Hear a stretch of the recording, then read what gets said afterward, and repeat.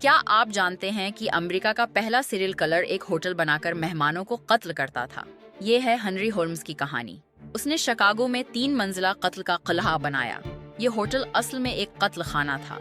उसके कमरों में जहरीली गैस आती थी। आवाज से महफूज टार्चर रूम्स थे। लाशों को गलाने के लिए तेजाब के टब थे। बेसमेंट में लाशें जलाने की जगह थी। खुफिया रास्ते और छतें पूरी इमारत में फैली थी। होल्म्स नौकरी के इश्तहार और मोहब्बत के झूठे वादे करके शिकार को फंसाता था। फिर उनकी शनाख्त चराकर इंश्योरेंस के पैसे कमाता था। लोगों के सामने वो बहुत अच्छा आदमी लगता था, लेकिन पीछे से कत्ल का कारखाना चलाता था। आखिर में इंश्योरेंस फ्रॉड में पकड़ा गया। इमारत में हड्डियां और सामान मिला। उसने 27 कत्ल का एतराफ किया।